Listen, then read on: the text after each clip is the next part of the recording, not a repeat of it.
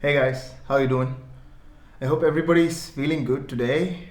Today's video is about, is your culture preventing you from becoming successful at freelancing? Right? This video is mainly for people from the Indian subcontinent. That includes India, Pakistan, Bangladesh, Nepal, Myanmar, Sri Lanka, and maybe a few other countries around. And it could also extend to people in the Southeast Asian countries and Asia generally. Right? This is a pretty blurry topic, but we all kind of share similar traits in our culture. We all are very aware that globally you can divide the Western culture and the Eastern culture. And whether you like it or not, Western countries have most of the GDP, at least at this state. Our countries are catching up, but for now, most of us are going to get work from the Western part of the world. This is just how it is. This video is not about what is right or what is wrong. This is about understanding how the world is today and knowing how to navigate it so that you can be successful at freelancing.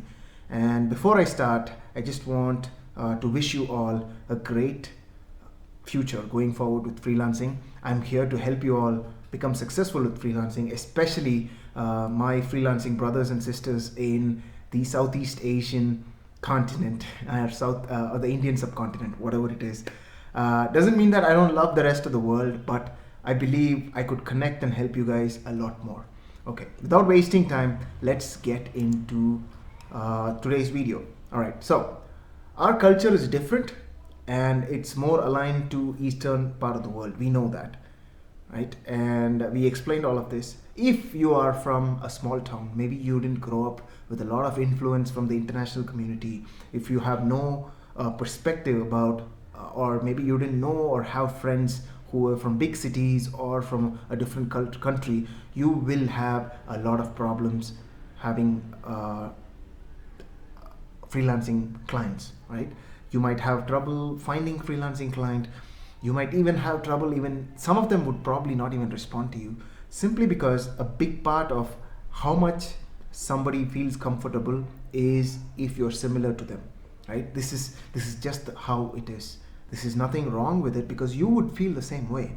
People always hesitate if somebody is a foreigner, if somebody is a slightly different person, because they don't know how to behave. They don't know what's right and what's wrong, what is considered normal and what is considered abnormal, which is why you might look at some of the foreigners and be like, I don't understand them. Their culture is so different, right? This happens a lot. So it's going to be impossible for you to learn everything about a culture in just one video, but this is a start, and I think I've tried to capture the major problems that come up, right? So let's get started. Point number one is stop saying sir.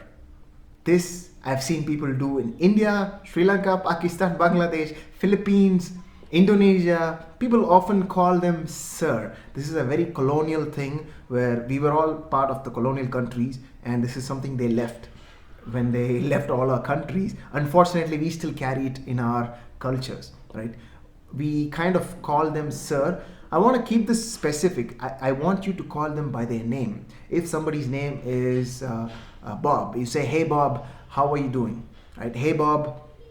Don't say hello sir, my name is so and so. Don't do that. Just don't do that. Use the word hey, hi, hello, whatever, and learn how they are speaking, right? So stop saying her, sir.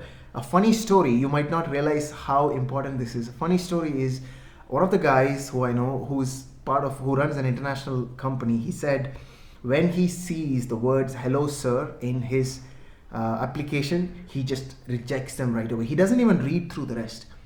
You might feel angry hearing this, but I want you to know that getting angry is not going to solve any problem. Instead, spend your effort into understanding why somebody does that. This person is busy, right? They get 100 applications, so they're not going to go through everything. Their job is not to find the best person in it. It's not. You could be the best person and you will not get the job because their job is to get the job done. And whoever is the fastest and the right price and the easiest to communicate with, they'll go with. They don't care about getting somebody who's better. They don't, right? That's not how they work. So this person clearly told me this, and I thought this was something I should share with people around the world. Stop calling people sir. Just don't do it. Even if you live in India, culture has changed these days. People love to be called by their names, right? And be a little confident, right? So first rule, stop calling them sir when you write proposals. Second, rule number 2 is please don't be afraid to say no. 2 words, 2 letters, N-O. Don't be afraid to say no. This is again a very cultural thing. For some reason, our culture has taught us that saying no is a bad thing, right? Saying no is a form of disrespect, actually. That's how we are grown. I understand this is hard because I struggled for years, like 2 years or something. It took me to get over this habit because in my first job, I struggled a lot because of just saying no, not saying no. My boss would come to me and be like, Raj, that'll be done, right? And I'd be like, yes, sir. Yeah. And I knew it's not possible, but I would just freeze up in fear and I would just be like, yes, sir. And I always thought he was doing it to manipulate me, but he was not. He was simply trying his level best to kind of put pressure and get things out.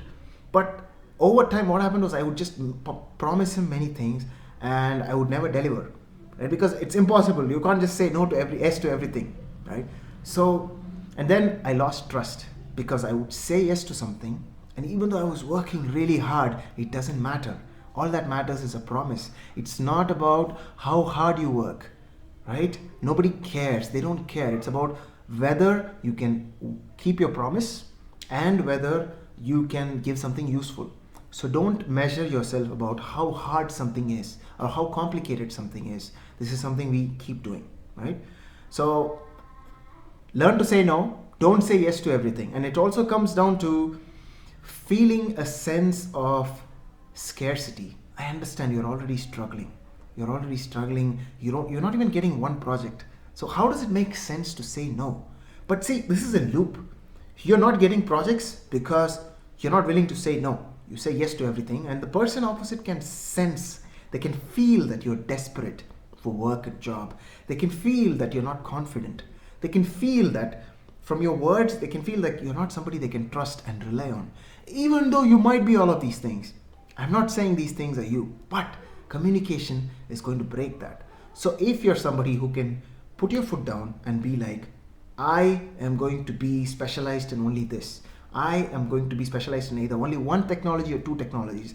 Don't write 15 technologies, even if you can do it, right? Don't do it because it's impossible for somebody to be good at 15 things at the same time, right? You can probably learn tutorials and, pull a project off, but that doesn't make you an expert. A person who does 15 projects in one technology is clearly more expert than you. It's just how it is, right? And most of the time, the clients are not paying money for you to learn things. Unfortunately, they are paying money so that you can solve problems for them, make things easier. So if you want to learn things, learn it on your own time and then sell that skill, right? Just do that. You will probably have to learn something, do 5 projects on that, then move on to learn something on your own time, create your own projects or something, right? Do that. And I'll make more videos on how to focus on certain things. You can either focus on technologies or you can focus on business sectors. You can say, I want to focus only on finance companies. I want to focus only on medical companies. I want to focus only on dental companies. I want to focus only on carpet manufacturers. You will be surprised how successful somebody can become when they say, I am focused on websites for carpet manufacturers. Because if I'm a carpet maker and if somebody comes and says, I make websites for carpet manufacturers, I know this person knows my business, right? And I could probably learn from what he did for other competitors. And I know he's going to be expensive because he's so focused and he's so confident that he's doing only for websites for carpet manufacturers. I just have a carpet right there. So that's why I did that. So that's how you specialize yourself than saying, I can do 15 things, I work with anybody. It's kind of like a desperate guy, right? Desperate guys never get the girls because they are willing to sleep with anybody, right? And same goes for desperate girls because they're just willing to have anybody. I just want a girlfriend. I just want a boyfriend.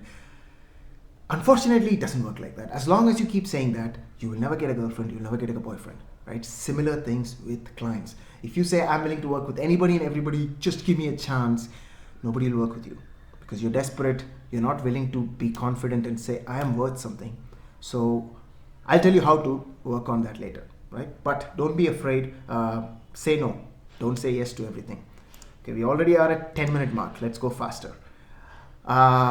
Third thing is very close to this. Don't be afraid, or don't be afraid to speak back.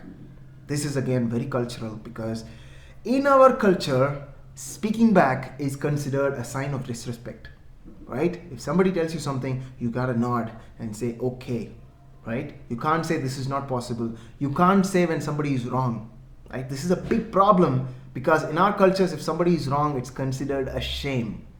It's still in some parts, right? In our cultures, if somebody is wrong, it's considered a shame. And what we do, we shut up and we don't point out. Not in Western cultures, right? Especially not when you're talking one-on-one with a client. Maybe in a group setting, you don't want to go and say somebody is wrong. Maybe that's going to cause them some kind of problems. But when you're talking one-on-one, don't be afraid to show that somebody is wrong. If somebody is wrong, you can politely say, I think I have a different opinion. I'm not sure that's true. You can put it out like that. From what I know, that's not correct. See, this is very politically right, because you're not saying that's not correct. You're saying from what I know, that's not correct. Right? There's a difference. So don't be afraid to speak back. Right? This is a major cultural barrier that's holding you from your own success when you get your clients. Right? Be strong and firm in what you believe in. If you're having a mistake, no problem. You will find the next client. There are unlimited clients in the world. Okay. Fourth one, treat them as equals. Okay. For this, you need to have confidence. Remember this, they need you as much as you need them. You might think otherwise, because you might be like, there are only few clients and a lot of people are competing. Correct? That's what most of us think. We think there's only one client and there's already, you can see on Upwork, 50 people propose and apply to them. That's kind of how it goes. Again, the same analogy I would like to say, where there's probably one girl where 10 guys approach, but only the guy who feels like he's equal to her is going to get the girl, right? It's more complicated than that, but you kind of get the idea, right? So I would be giving you examples of girl-guy scenarios because it's easier to understand, but it's not exactly that. You should also understand that. So treat them as your equals, because it's a transaction where you're both coming together. He's paying you money, he or she is paying you money. You are giving your experience and skills and helping them solve something. You're exchanging. It's an exchange. It's an equal exchange. Get this into your head. This person is not higher than you. You don't have to beg them. You don't have to think you're lower than them. This is very important for your success. And they can smell this. Clients love to work with equals. Clients love to do that. Clients love to do business with equals. They love to do business with other business owners. So you have to consider yourself a business owner, right? And also our culture, unfortunately, teaches us unquestioned faith and loyalty. Right? This is another Eastern concept. It's like you gotta be loyal and faithful no matter what, stick to them and things like that, right?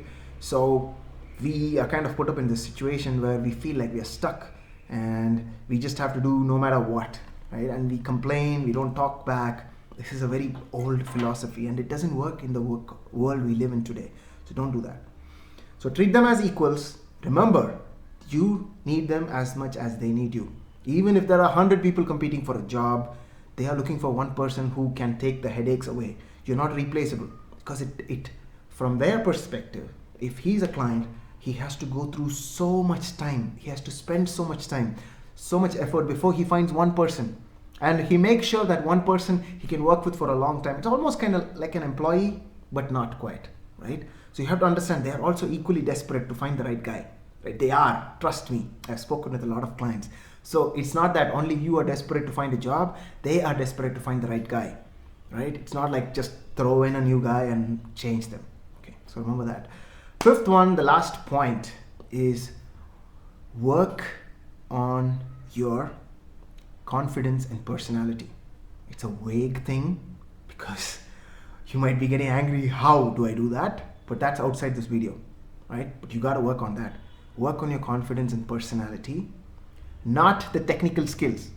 Your technical skills count for only 50 to 25%. That's it. That's all. The rest, is your confidence, personality, communication, and all of these things. You're already watching this video, so you are obviously going to be successful. I'm going to tell you that right now. You are going to be successful just because you watch this video. I know that for a fact, right? You already started to realize that there's something else working. There's something in your brain that told you that, hey, stop looking at Java, C++, JavaScript, React videos and go and focus on something else. That's why you're here. So I congratulate you for that. I truly do. And I want you to be successful, right? So keep doing that. Working on your confidence and personality is going to bring you more and more success, right? So spend time buying courses, reading books. Books are a great way, actual physical books. Get them and read them. It's going to be a slow change, but it's going to be like a cumulative change. Growing might be slow, but at some point, you're just going to skyrocket. It's going to be like, whoof, and you're going to be like, wow, I've changed. And people will be like, wow, he changed overnight, but nobody will know that you've been putting effort for years. When I say years, it's not really 5-10 years. It's probably 1 to 2 years, okay? And it's totally worth it. Just think, 2 years down the line, you could be living an international lifestyle, earning $50 to $100 a month, $100 an hour. Sorry, that's how much I charge, right? $35 to $70 is my price range. There are people who charge much higher. There's just no limit, literally, because there's so many ways of making money. And I am learning them. I'm here to share what I know so far. Okay, so these are the 5 points. First point, remember to don't say hello sir. Don't use the word sir. Call them by their name. Number 2, learn to say no or don't say yes to everything. Number 3, don't be afraid. Don't be afraid. Don't be afraid to speak back. It's not disrespectful. This is actually going to help you win jobs. Number 4, treat them like equals. Have confidence. They need you as much as you need them. Number 5, work on your confidence and personality. Not as much your technical skills. The technical skills is only 50 or 25%. More time towards confidence and personality and your communication skills. Okay, I hope you enjoyed the video. If you have any questions, please leave it in the comments below. And don't remember to like this video. That'll encourage me to make more videos like this. And also share this video with your friends. Please do, and help them. The more you give, the more you get. Subscribe to this channel because I'll be making more videos like this. And I want to help you grow. I believe it's time for me to share whatever I've learned, because I can see my knowledge and experience could be a big driver in helping so many people improve their own life, right? And I'm here to do that, and I want to enjoy the benefits of that, right? I do. So thank you for watching this video. Thank you for your time, and I wish you all the success in your freelancing career. Bye-bye.